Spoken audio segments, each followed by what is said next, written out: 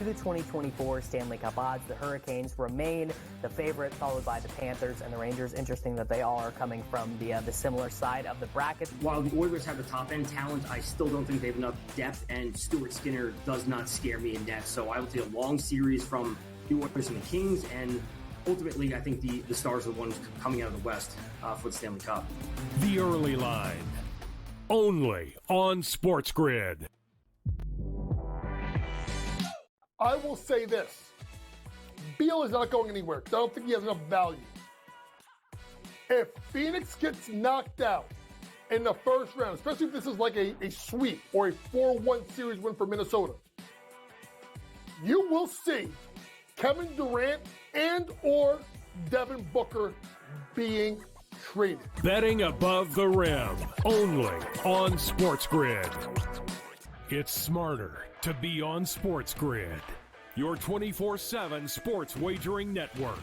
The Early Line. Magical and historic season in Lincoln, Nebraska continues. He is the best player in the NBA, but also in the biggest moments where the national media is watching. Newswire. Something that we have never seen happen before with one of the iconic coaches in the game. Pharrell, coast to coast. The team covers. It's automatic. It's every time. Not sometimes. It's every time. Game time decisions. Luka is actually far more dangerous from three on the road this year than at home. This game here tonight, you may want to consider taking as many points as humanly possible. In-game live, prime time. We got not one, but two coaches fired systems in place. Sports Rage This Late sort Night. of has letdown written all over it. It's going to be hard to match the emotion that they played with the other night. It's smarter to be on SportsGrid.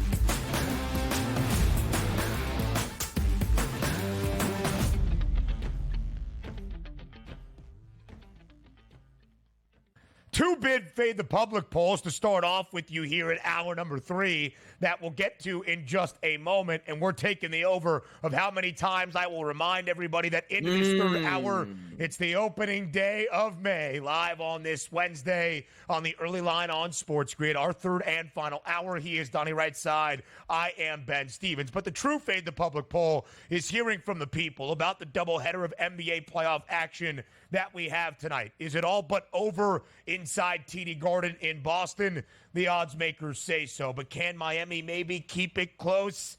We'll see. It is a great Game 5, however, in Los Angeles. Kawhi Leonard has been ruled out for a series tied at 2 games apiece between the Clippers and the Mavericks. Who takes the series advantage tonight in the City of Angels? That's what we wanted to hear from you as we now fade the public.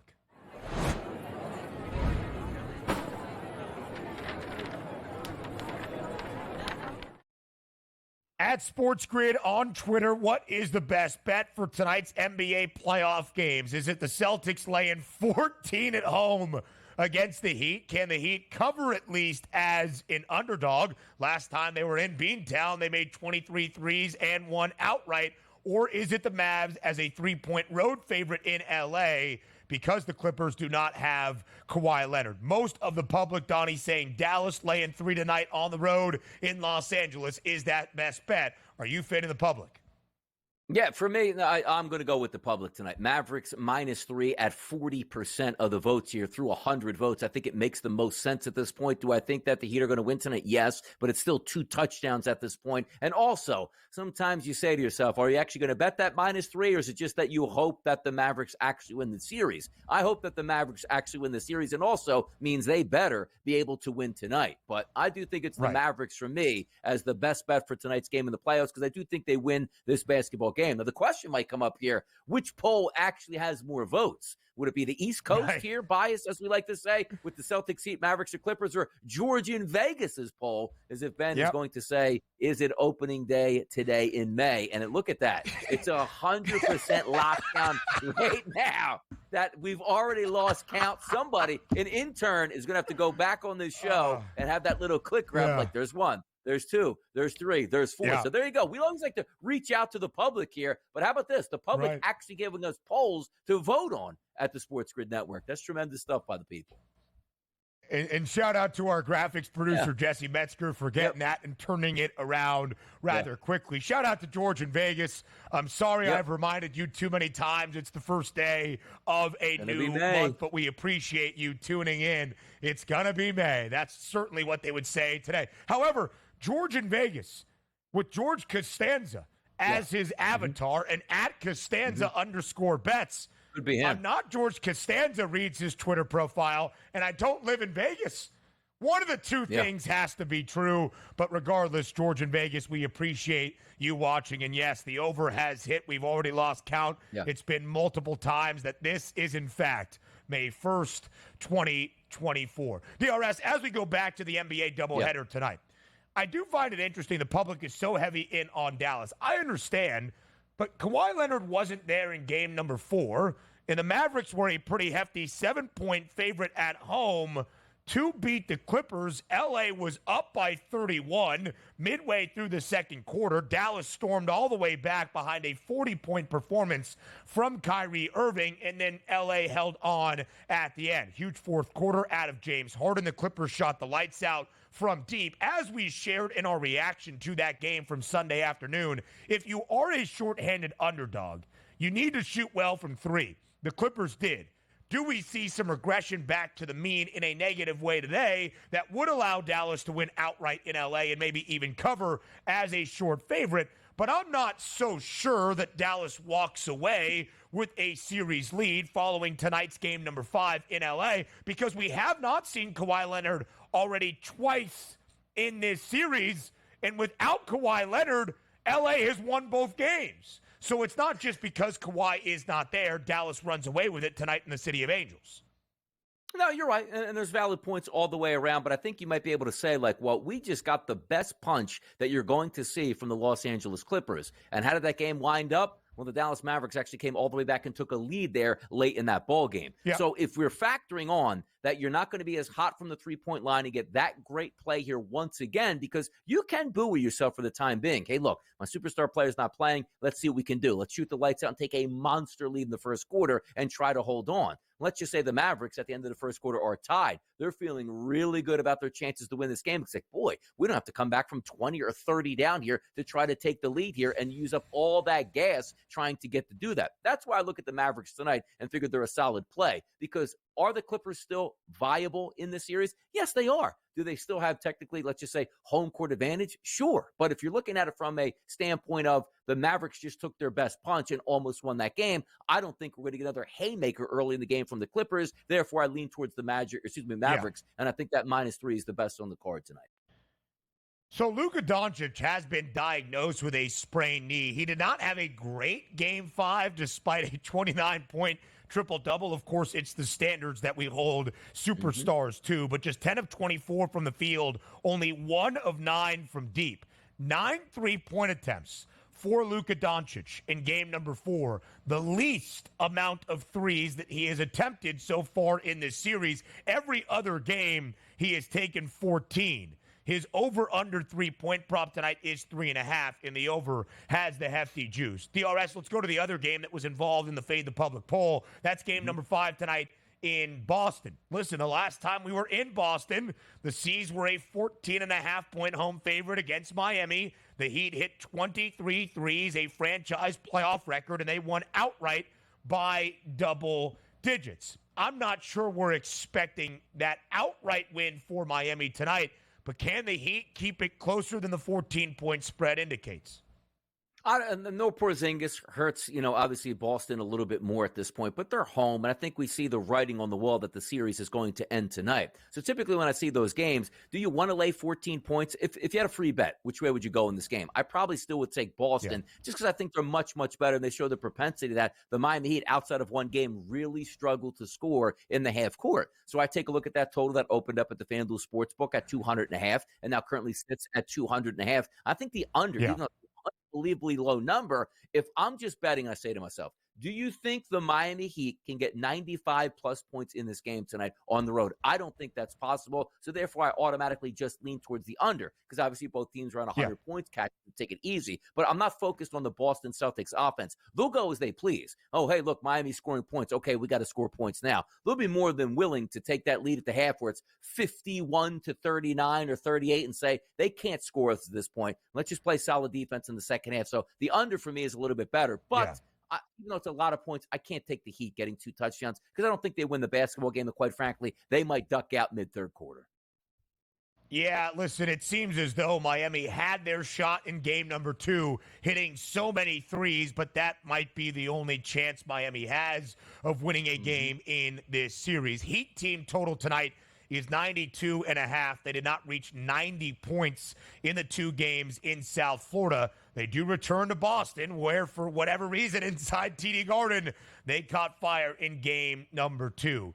But I think Boston does show some pride tonight, knowing they lost game number 2 at home, where they have been the best team in the NBA on their own home floor all year long. 38-5, including the game 1 victory. I think Boston makes a statement. If I was looking to the Celtics, it would be the first half line, maybe not covering all 14 points. But 2 things have happened in this series. Either Boston has lost outright by double digits, or they have won by double digits and covered the spread. They were a 14-point favorite in game 1. They won by 20. They won by 20 in game number 3 as a 9.5-point favorite, winning by 14 in game number 4 as a 10.5-point favorite. Oh, by the way, all 3 Celtics victories, the total has stayed under.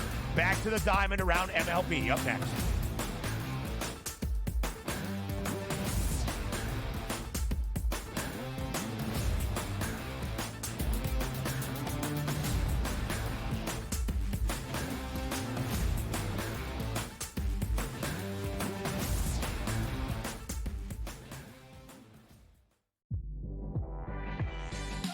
I will say this. Beal is not going anywhere because I don't think he has enough value. If Phoenix gets knocked out in the first round, especially if this is like a sweep or a 4-1 series win for Minnesota, you will see Kevin Durant and or Devin Booker being traded. Betting above the rim, only on SportsGrid. So I turned it off. I got my sweat done, and I'm leaving. Taking my money. I'm going home, and I don't want to talk to you for the rest. Oh, yes! There it is. 6-3. Catch the over. The over is hit. The Padres are our heroes. That's how we end the show. Oh, well, let's just sign off. Let's just call it a show. In-game live, prime time, only on SportsGrid. I think they're looking for a space where they can be comfortable, perhaps make some NIL money in the process, but be better set up long-term as opposed to it being 1 year jumping around. You want to kind of get your core players that have been there a couple of years and then go get the high-profile recruit and then supplement at the transfer portal. Inside the transfer portal, only on SportsGrid. Game Time had 35 in the first half, Cam. And then, of course, he did not have another point the rest of the game. Lillard's, it's playoff game time. This guy will show up. He will hit shots. Indiana, you better respond here because I'll tell you, that's a bad loss. We were wrong, Carver. Like, hey, I admit, I was on the Pelicans. This game, I lost. Pharrell Coast to Coast, only on SportsGrid.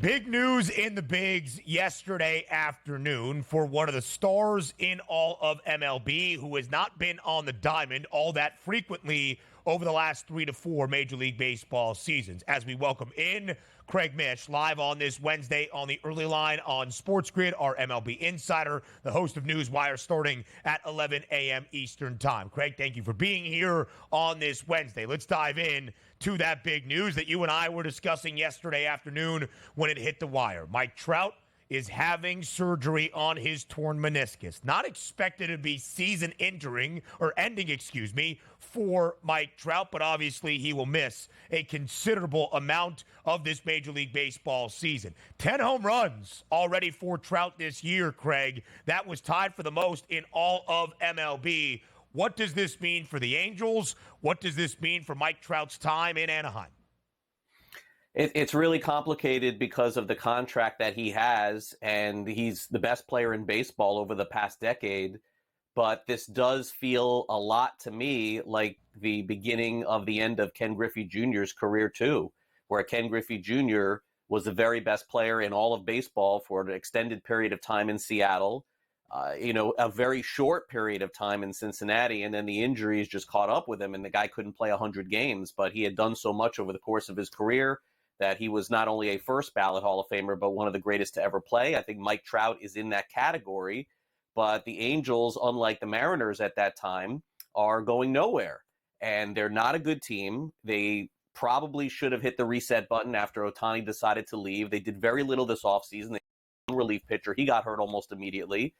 And I know it's a very big market, and it's hard to do that, Ben, in Los Angeles. Like, you can't tell fans that when they could drive 30, 40 minutes, as you know, and go see a game at Chavez Ravine where the team's spending $700 million. But the Angels farm system is bad. Trout was having a great season. It's a sad outcome, of course. He was stealing bases again, too, which, certainly showed you how much he wanted to play. But I do wonder if the best outcome for him would be to check back sometime in July and hope that he is healthy. And if so, maybe the Angels could find a trade partner, because I think that would be the best for both sides. It's been wild, the career that he's had, because obviously multiple MVPs, and if he just stayed healthy, he might go down as one of the single best baseball players in the history of the sport when it was all said and done. We'll see what he has in the future, but they've tried multiple things. Pujols, Hamilton, surround them with superstars. Then you get into, obviously, modern day here with us, where you take a look at Shohei Ohtani was with him again, and Anthony Rendon. It just hasn't worked out for Mike Trout in Los Angeles, playing that second fiddle to the Dodgers. So let's just say he does rehab, and he does come back healthy. Which teams would you think here, Craig, might be suitors for Mike Trout? And also, what's the price of Mike Trout? Because so many times we take a look at, like, Mike Trout's not at the end of a, let's just say, a 3-year contract where he has another year and a half where you can keep him under control. This is a monster contract for an aging player that's been injured. Still could be a superstar, but is there a market for that, Craig? I mean, look, the easiest one to go to here, Donnie, and I know you'll love hearing this, is Philadelphia. Oh, yeah. This is where he's from. He's still a fan of the teams there. He shows up to watch the Eagles games. And it would make the most sense. You also have a president of baseball operations in Dave Dombrowski, who's never afraid to spend that money, right? Like, he did it with the Tigers. He did it with the Red Sox. He's doing it with the Phillies now. But that's a lot to ask for a team to take that on until 2030, $30 million a season. Yeah. So I guess I wonder if the Phillies were able to send a prospect back or two, if the Angels would be willing to spend some money to say goodbye to him. And look, it's a very uncomfortable situation to have because, again, as you said, you're talking about the best player in baseball over the past 10 years. But that stadium is sold out almost every night. People go to those games. This is where he's from. I know they have center fielders there. I think it'd be fair to say that he would play with them and be just fine. So that would be a phenomenal homecoming story if it ends up happening. The other team that I would look at potentially would be like the Cubs maybe making a push. But, Donnie, look, the reality is that it's got to be a team that's willing to push to a $200 million payroll. Like, this is not going to be one of those mid-level payroll teams, even with the Angels eating some money. I don't see that happening. Yeah, as our producer Joe Frizo shared in the commercial break, Craig, when you asked it, owed $35 million through the remainder of his contract each and every year on an annual average salary basis through 2030. But I hope you know what you just did for Donnie Rightside. He is taking that. Yeah. Sources tell me that Mike Trout is in trade talks with the Philadelphia Phillies. Donnie is going to get all of South Jersey and Philly riled up on this Wednesday morning. It is crazy, though, the complicated legacy of Mike Trout. No real success from a team perspective, but individually, 3-time American League MVP, 11-time All-Star. He has led the league virtually in every single category offensively, but has only played more than 100 games once in the last 4 MLB seasons. Does not seem as though he'll reach 100 games this year either in 2024. So, Craig, let's go to the rest of Major League Baseball. Full slate on this Wednesday. The hottest team in the bigs at the moment, the Minnesota Twins, winners of 9 in a row, looking to make it 3 straight in this series during the midweek against the Chicago White Sox. What has the key been for the Twins turning things around and winning 9 straight? Playing against the White Sox 6 times. That's what's turned it around. Pretty much. I think they played another really bad team in between the White Sox. Look, the Twins are pitching well. Joe Ryan, Pablo Lopez, those two are fronting a very good rotation. This guy, Julian, the second baseman, has done a good job for them. He's hitting a bunch of home runs. There's really nothing, Ben, that stands out. And when you look at it, they're only 16-13 after winning in that streak. But yeah, this is one of those smoke and mirror situations where the Twins are probably going to be a good team, but not a great team. The White Sox are arguably the worst team in the American League. And so when you play against them and you play 6 times, you're expected to win at least 5. And that's what they've done. They've won them all. Yep.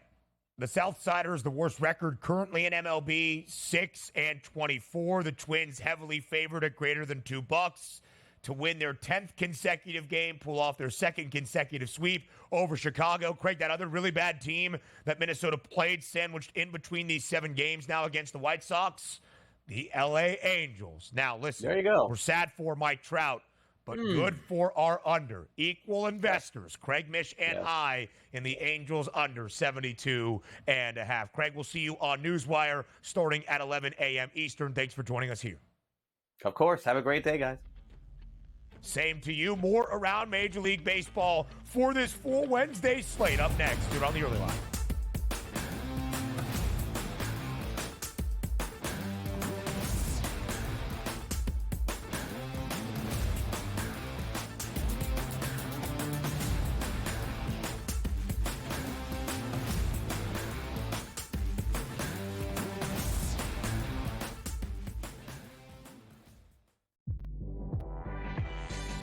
I will say this.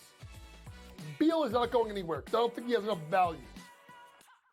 If Phoenix gets knocked out in the first round, especially if this is like a sweep or a 4-1 series win for Minnesota, you will see Kevin Durant and or Devin Booker being traded. Betting above the rim, only on SportsGrid.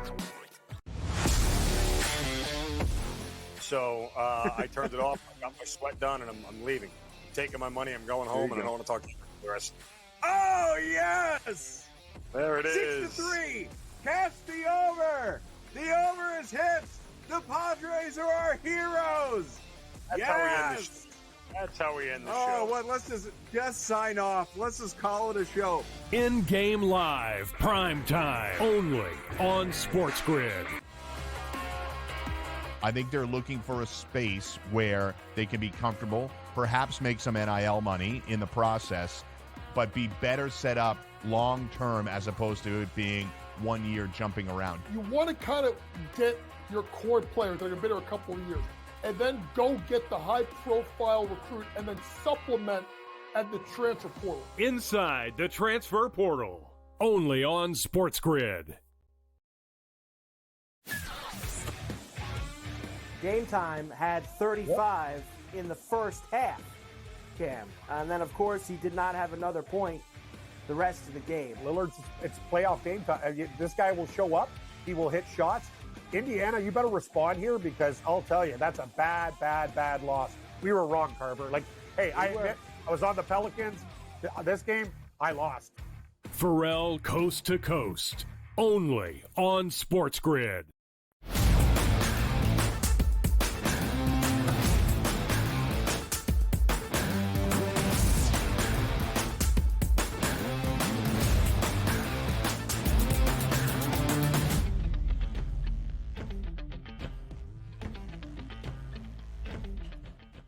15 games, all 30 clubs around Major League Baseball in action on this Wednesday. A ton of day baseball to get to as well. Delays be damned. Get it? All right, anyway, tonight in the desert, it's a great showdown between the Dodgers and the D-backs. Yoshi Yamamoto makes the start for L.A. They're a road favorite at -142. Jordan Montgomery, because of the delay caused by the Bees last night, was in line to start. He gets bumped because of the delay to this Wednesday, and his Diamondbacks enter as a home money line underdog. Total at 9. We saw some offense in game number 1, despite extras last night, only 7 combined runs. What do you expect for game number 3 between these National League West foes? If you're the Diamondbacks, hopefully a long start out of Jordan Montgomery. As we told you to start the show, looking at the game they played last night, it was basically a bullpen game with a lot of pitchers used, particularly on both sides here, but really with Arizona. Montgomery's only faced 49 batters this season, but he's been pretty good, Ben. An ISO combined between lefty and righties at 125. And how about this? A weighted on base percentage of 244. Both very good numbers for a pitcher on the early season. If we flip it over to Yamamoto, you take a look at his ISO at 158 against lefty and righty batters. That's still very good. And this weighted on base percentage of 257. We saw a lot of runs last night. I don't think we're going to see a lot of runs. Actually, what was the final score last night in that game? You have that off the top of your head real quick? Was it high? Yeah, exactly. 4-3. It was a lot higher scoring the day before that. Lower scoring yesterday. You're going to get lower scoring again today. I would look towards the under 9 runs here, Ben. Yeah, 9's a pretty lofty total out in the desert. But as Donnie said, 8-4 in game number 1. L.A. on top. Arizona, courtesy of a Christian Walker 2-run shot in the 10th. 3 of those 7 runs, by the way, scored in the extra frame. 4-3, Arizona wins his second home run of the day for Christian Walker. The Cubs take game number 1 inside Citi Field this week. The Mets answer last night with a 4-2 win over Chicago. We go to Citi Field today between the Mets and the Cubbies. As we look at the number, Shota Imanaga gets the start for Chicago. He has been sensational in his debut year in Major League Baseball. In the Cubbies, because of it, a -122 road money line favorite. Do you expect the good pitching ways of Imanaga to continue today up in Queens? I do. If we're taking a look at some of the statistics I like to look at, which include XFIP minus, the number 1 pitcher on the card today is actually Yamamoto with a 67. You take a look at the top 5, that's Imanaga at an 83. So we're expecting a good pitching performance, and rightfully so. Take a look at some of these non-analytical numbers where you just go up against him on a day-to-day basis. ISO power number 076, weighted on base percentage 205. That is absolutely filthy here. So we're not looking for a great offensive performance here out of the New York Mets. If we flip it over to the other side, Jose Buto's on the mound. He's actually been pretty good as well. You take a look at his number. It's a 103 XFIP minus, which is right around average. But look at his ISO power numbers combined through 90 at-bats. A 133 and his weighted on base percentage at a 278. I like the under here also to start the day on these first 2 games. Shota Imanaga has made 5 starts for Chicago. The Cubbies have won all 5. Imanaga is 4-0 with a .98 ERA. He has only allowed 3 earned runs in total in all 5 starts. The Cubs actually have a stronger first 5 money line price at -138 than they do for the game overall at -122. I still like the number for Chicago here up in Citi Field today against the Amazons. Justin Verlander makes start number 3 of his Major League Baseball season today as Houston hosts the Cleveland Guardians. Cleveland, despite dropping a few here in their last few games, still tied with the Orioles for the best record in the American League at 19-10. But the Astros have won 3 straight. Now in the month of May, can they make it 4 in a row? -172, the Astros a home favorite. Minimum 20 innings pitched so far in this Major League Baseball season. If we look at the card today, there's 25 pitchers that qualify. Tristan McKenzie on the mound. He is number 25 with an XFIP minus number of 154. So in the words of some famous movies by Will Ferrell, we're going streaking because it looks like another victory on deck here for the Houston Astros. And if you want some RBI props, Tristan McKenzie has really struggled with left-handed batters. Look in the middle of that lineup. Jordan Alvarez and Kyle Tucker sit right there with 194 and 188 ISO power numbers, respectively, against right-handed pitching this season. I think they hammer Tristan McKenzie today and pick up another victory. And Yordan Alvarez has the shortest number to record a ribby at plus 250. Kyle Tucker at 4-1, tied for the second best alongside Jose Altuve. So if those guys are going to be batting in runs, maybe Altuve scores one. He's minus 145 to cross home plate today and register a run. We'll get a sample of everything here in the greater Big Apple area in New York City. Up next, live right here on the early line.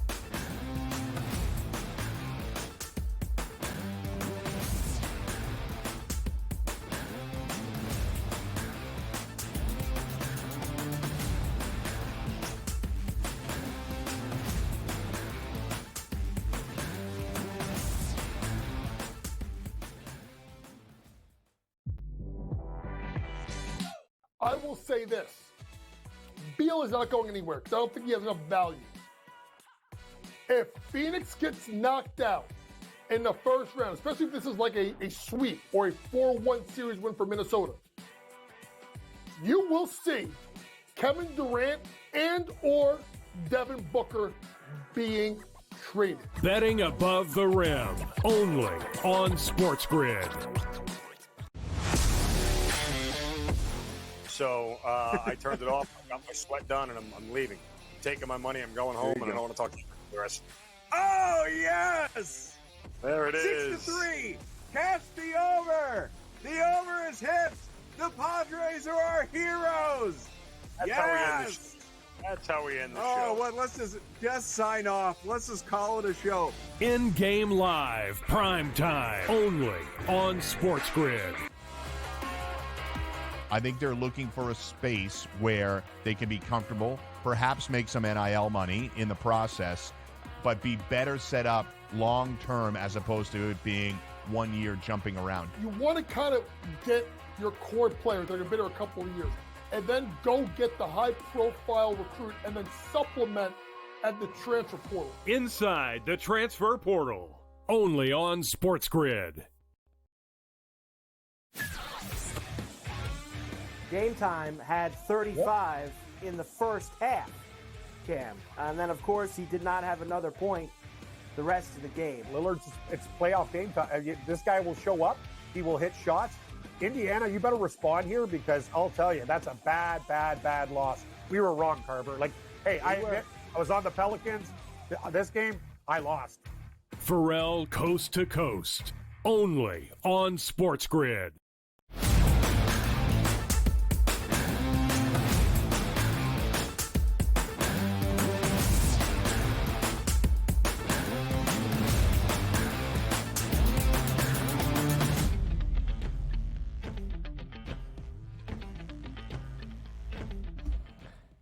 Live right here on this Wednesday on the early line. A ton of focus always on the state of New York sports, but certainly right now in the postseason as well. For the Knicks, the Rangers, NFL draft last week for the New York teams, and the New York baseball clubs off to a strong start as well. With a sense of it all, we welcome on SNY's Niki Lattarulo live right here to this Wednesday on the early line on SportsGrid. Niki, thank you so much for taking the time to join us here bright and early on TEL. Yeah, thanks for having me. Always a pleasure talking with you guys.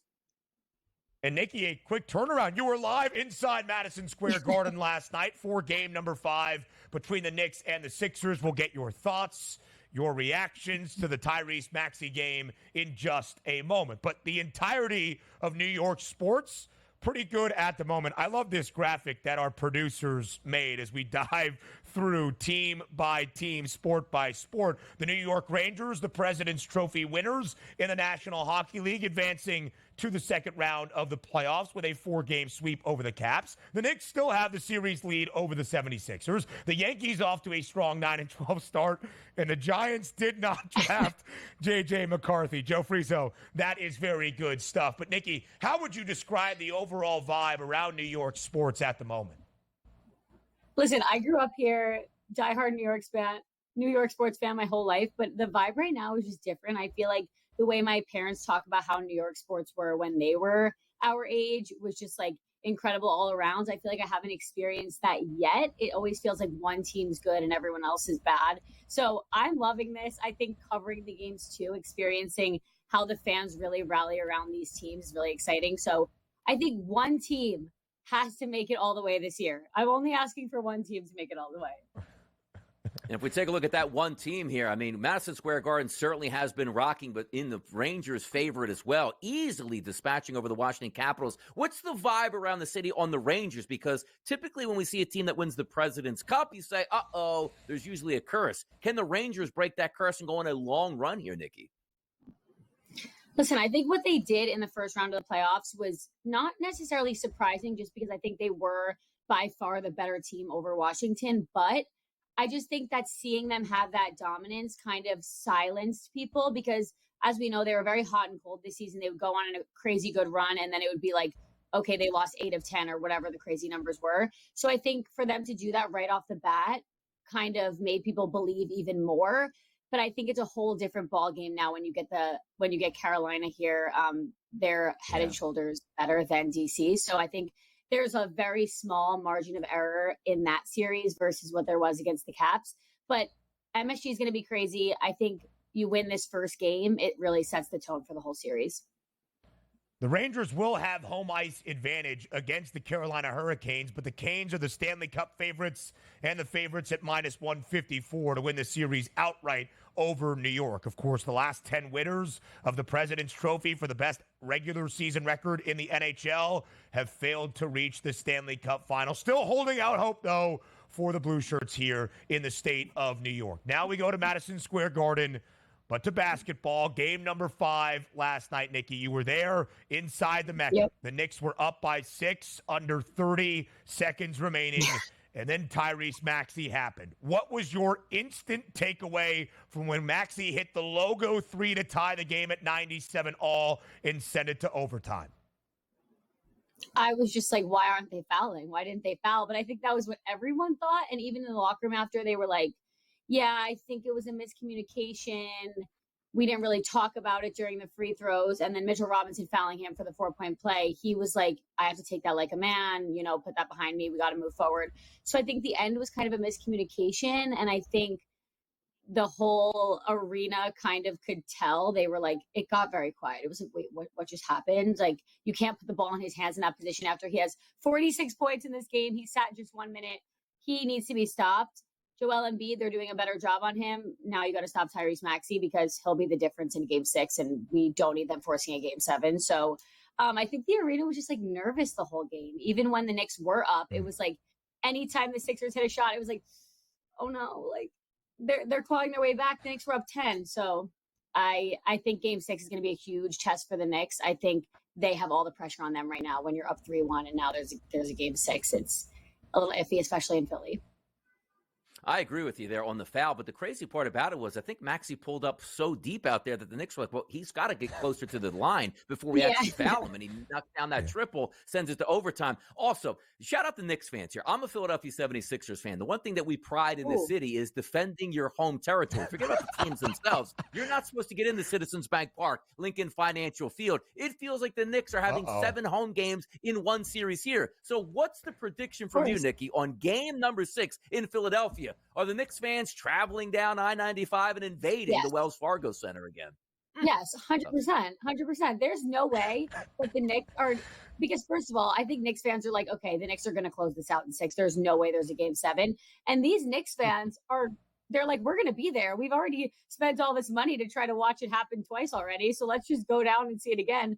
And I think the way that they boo Embiid and like all the F Embiid chants that are going on, like they want to boo him on his home court. Like I think the Knicks fans just like enjoy this, and that's like brings them joy. So why not head down? It's not that far. I really think there's going to be a good contingency of Knicks fans down there. I'm excited to see it. Niki's, when Donnie said that he was a fan of the Philadelphia 76ers. Listen, that's from good here. comedy. I don't like Philly sports. I don't like Boston sports. So, Listen, I appreciate it, and it certainly should be the colors that you wear. Philly a 3.5-point favorite for game number 6 tomorrow back in the city of brotherly love. But, Niki, as we keep it rolling throughout the New York sports landscape, the Yankees, despite dropping 2 games to the Orioles to start off this series in Baltimore this week, still off to a very strong start. 19-12, the favorites at the moment to win the American League pennant. What has been the reason for the strong start up in the Bronx? The offense is like night and day from what it was last year. Obviously, there are still guys struggling. Aaron Judge not at his best, but I think Juan Soto just brings like a different energy to this team. It feels like a totally different group. For them to put up 15 runs in back-to-back games, it's like, okay, this is what the offense is capable of. They weren't great against the Orioles. They were 0 for 8 with runners in scoring position the first game, and then they left 4 stranded in the second game. So it was like, okay, that stuff needs to be cleaned up. I'm not too worried about it yet. The pitching has been a lot better than I thought it would without Garrett Cole. So all around, I'm very impressed. And I am nervous that they're the favorite to win the American League. I think the Orioles are definitely a force, and we see that in this series. So I think that's the team that the Yankees need to look out the most for. Rangers, Knicks, and Yankees in their seasons currently right now. The Giants in the offseason, but we just had the draft here, and there was a key component. Do you take the dominant wide receiver or grab your future quarterback? The Giants went with the wide receiver. What were your thoughts on that, Niki? Listen, I was there, and I was like the whole time, like, they're going to take Neighbors. I think if they would have gotten Drake May and they would have been able to trade up for 3, that would have made sense. If you're going to get a quarterback and you're going to get your franchise quarterback, it needs to be one of the top 3 in the draft class. I think J.J. McCarthy's a great quarterback. I think he's going to have success, but I don't know how he would do in this offense, especially there's not a lot of pieces around them. So I think go get your dominant wide receiver. Daniel Jones has never had a dominant wide receiver. Is he the quarterback of the future? No, but he's capable of being okay. So if he could throw passes to Malik Neighbors and Malik Neighbors can get things done, I think that they could be okay this season as long as the offensive line and everything is working around Daniel Jones. I liked that pick. I really like Neighbors. I think he's going to be like an Odell Beckham Jr. type player in New York. It makes sense from the Giants' perspective if they weren't sold or infatuated with McCarthy or Penix Jr. or Bo Nix to get the best available, and that is certainly Malik Neighbors. Niki Lattarulo from SNY giving us the lowdown on New York sports. Niki, thank you so much for the time. We appreciate it. Yeah, thanks for having me. A doubleheader of NBA playoff action on this Wednesday night. A closeout in Boston, maybe, in Game 5 in LA. We preview them both next.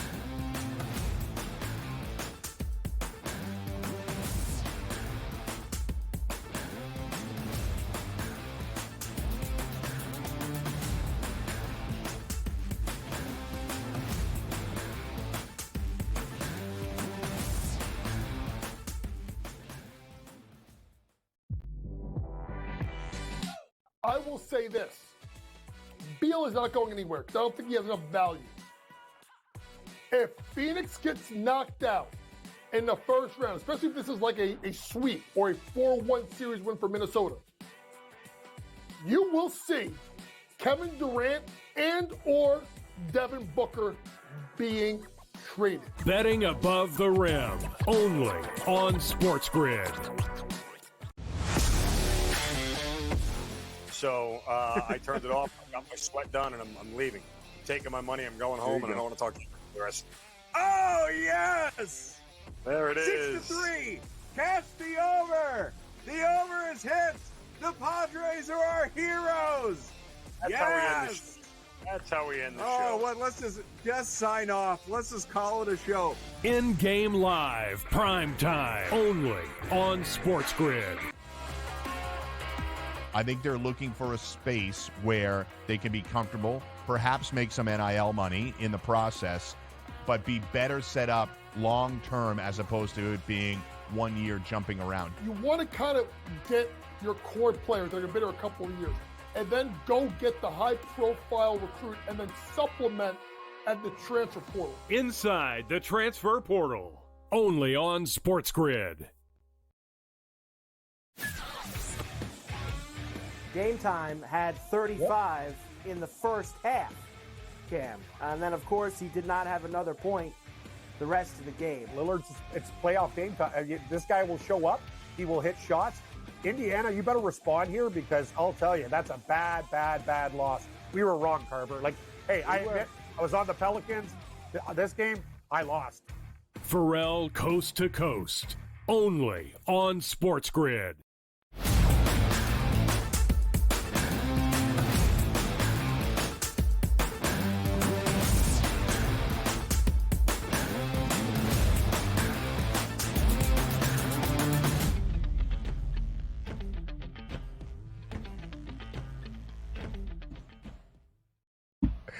All right, we are live right here on this Wednesday on the Early Line. Okay, Early Line SportsGrid Wednesday, May 1st. You know the deal. Doubleheader of NBA playoff action tonight. 2 Game 5s. First in Boston. Closeout opportunity for the Celtics over the Heat, and the odds makers expect it to be the case. Then next up, nightcap in Los Angeles in a series tied at 2 games apiece. Who takes the series lead between the Mavericks and the Clippers? We start, though, first the RS inside TD Garden. Again, it's a 14-point spread. When you look at the money line, to win this game, to win this series outright, it's minus 1,000 in favor of the C's. Even without Kristaps Porzingis for this 5th game, Boston incredibly expected to win this series in advance to the 2nd round. But on this show, using the odds to form the conversation, that's not really our talking point. It's how competitive will this 5th game tonight inside TD Garden be? Can Boston cover as a 2-touchdown favorite? Do the Heat keep it a little bit closer than expected?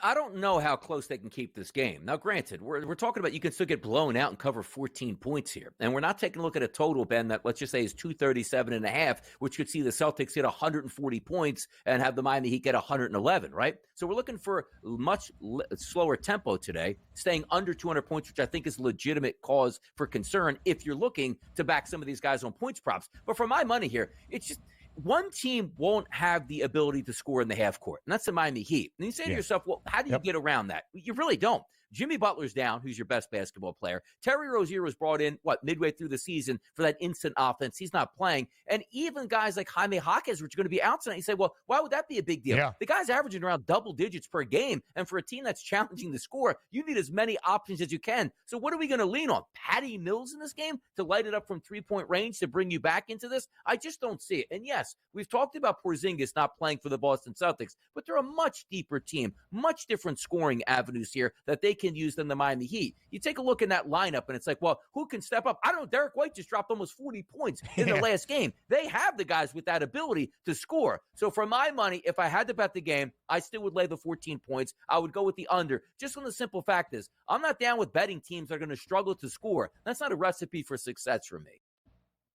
Yeah, 92.5 is the team total for Miami in both games 3 and 4 on their home floor in South Beach. They didn't even get to 90 points. Boston has won 3 games in this series by at least 14 points, and in all 3 Celtics victories, the total has stayed under. Boston has been at least a 9.5-point favorite now in all 5 games. 14 points is the number at the moment. It's not going to dip below at least double digits at any point today.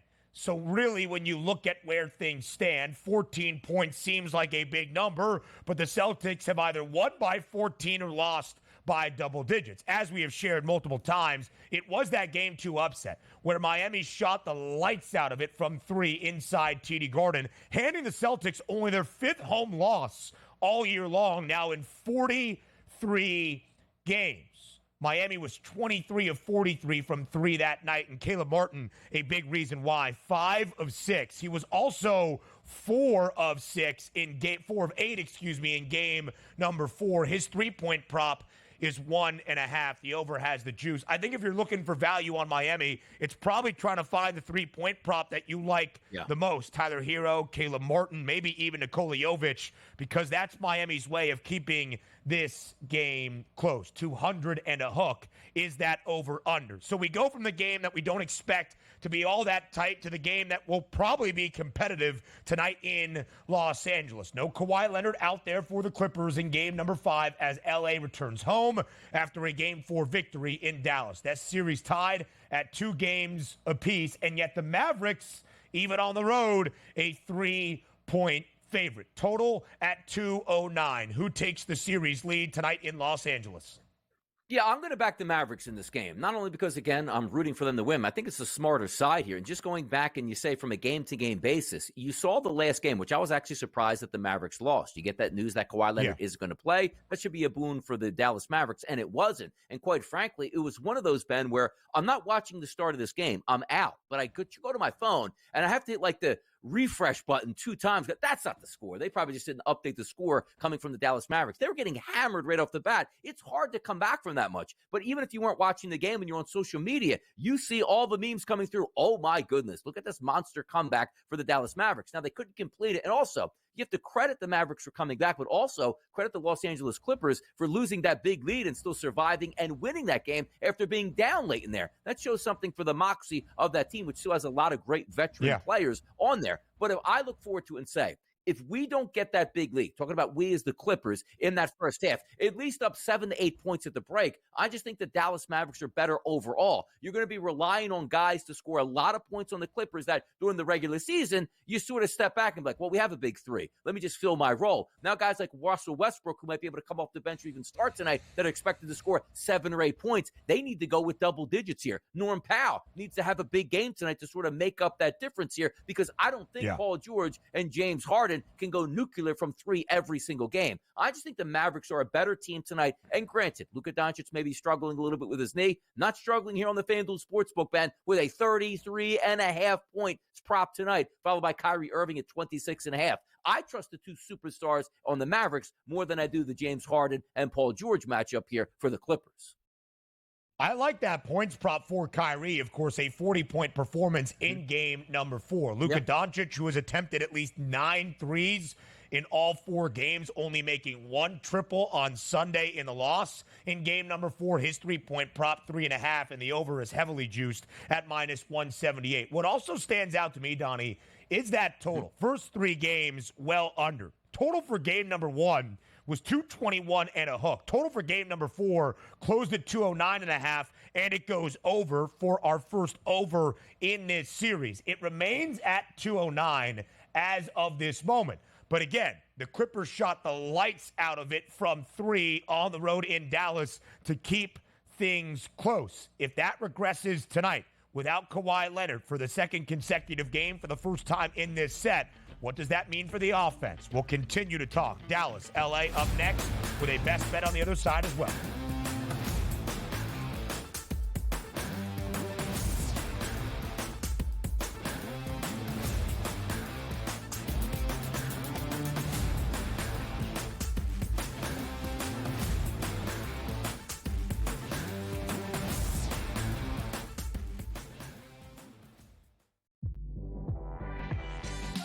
I will say this. Beal is not going anywhere because I don't think he has enough value. If Phoenix gets knocked out in the first round, especially if this is like a sweep or a 4-1 series win for Minnesota, you will see Kevin Durant and or Devin Booker being traded. Betting above the rim, only on SportsGrid. So I turned it off. I got my sweat done, and I'm leaving. I'm taking my money. I'm going home, and I don't want to talk to you for the rest. Oh, yes! There it is. 6-3. Catch the over. The over is hit. The Padres are our heroes. That's how we end the show. Oh, well, let's just sign off. Let's just call it a show. In-game live, prime time, only on SportsGrid. I think they're looking for a space where they can be comfortable, perhaps make some NIL money in the process, but be better set up long-term as opposed to it being 1 year jumping around. You want to kind of get your core players that have been there a couple of years and then go get the high-profile recruit and then supplement at the transfer portal. Inside the transfer portal. Only on SportsGrid. Game Time had 35 in the first half, Cam. And then, of course, he did not have another point the rest of the game. Lillard's, it's playoff game time. This guy will show up. He will hit shots. Indiana, you better respond here because I'll tell you, that's a bad, bad, bad loss. We were wrong, Carver. Like, hey, I admit, I was on the Pelicans. This game, I lost. Pharrell Coast to Coast. Only on SportsGrid.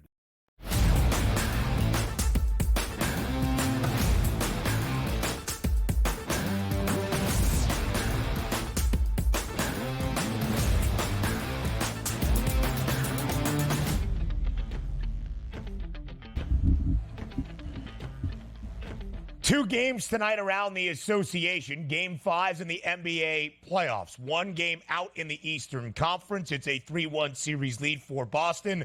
The Celtics a 14-point home favorite, looking to clinch this series even with an outright win over Miami. But the game we expect to be more competitive is game number 5 in Los Angeles. No Kawhi Leonard out there tonight in LA for the Clippers, and because of it, the Dallas Mavericks a 3-point road favorite. Donnie, let's focus on the total. 209 is that over-under. Again, the first over we've seen in this series happened on Sunday in game number 4. 209 in a hook was the closing number.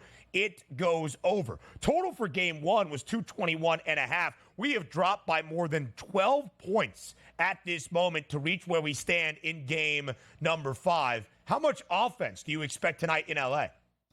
Well, we don't need a lot of offense. And again, FanDuel opened that up at a 210. That's just now down to 209. Some other outlets also showing at 208.5. So you might be waiting throughout the day if you like the total, and it might be dropping just a little bit more here at the FanDuel Sportsbook. But for my money, I already told you, the Miami Heat Boston Celtics game, it's a 200.5, and I like the under. I actually like the over in this game because we're not waiting on Kawhi Leonard. It was announced pretty early Kawhi Leonard's going to be out, so the game plans will be set in motion. You don't need bad shooting nights here and say, oh, well, that's the only way it stayed under, because if you're talking about 225.5, 231.5 regular season totals, then you worry about it. 209, basically, if you think these two teams can approach 100 points apiece, which I think they do, you're probably in a good mix here. I expect good performances out of both teams here and a solid tempo, even with Kawhi Leonard out. Other guys will just have to step up. If the three-point shots are flowing, they'll knock this down. And again, we're not talking about a big price point. 209, I'll go over here. 18 of 29. That was what the Clippers were from deep in game number 4, better than 62%. Now, if you expect some regression, maybe that factors into the over-under, but again, it's not a super steep over-under, albeit the largest of the two games tonight. 200.5 is the over-under in Boston between the Celtics and the Heat. And I will make one final point about this series out west between the Mavericks and the Clippers. Again, no Kawhi Leonard tonight. His status moving forward, very uncertain. If Dallas does win, as the odds expect, the Mavericks, even if Kawhi is out there for Game 6, would be a favorite back on their own home floor. Plus 120. That is the number in the series correct score market for those series prices for the Mavericks to win this series in 6 games, 4-2. Certainly gets my attention if I believe the odds are justified, making Dallas the favorite tonight with no Kawhi Leonard on the other side for Los Angeles. So on this Wednesday, let's give you a best bet. Before we say farewell and before we say goodbye, it is time for bye-bye-bye.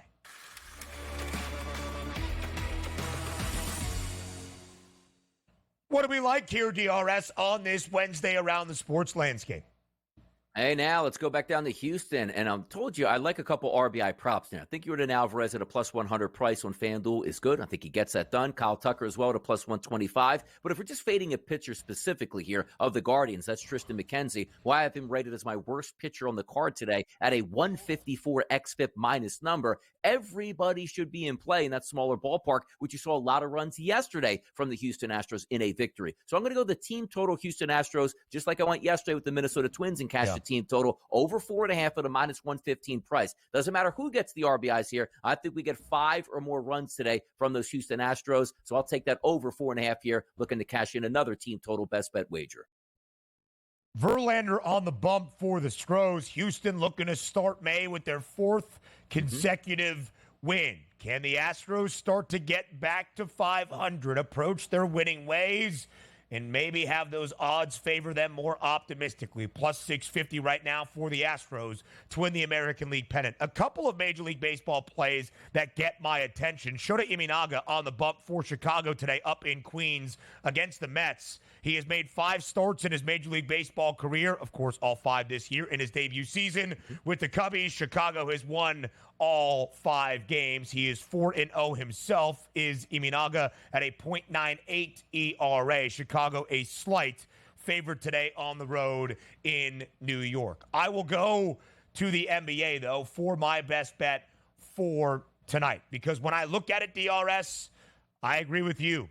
I think the Mavericks find their way here as a 3-point favorite on the road. And in fact, I don't think Dallas waits to cash that ticket. They were down by 31 points. 31 midway through the second quarter in game number 4. I think the Mavericks win the first half tonight and make a statement. Minus 134, not the most expensive juice on that first half money line. He is Donnie Right Side. I am Ben Stevens. We'll talk to you tomorrow, 8 a.m. Eastern, live right here on the Early Line.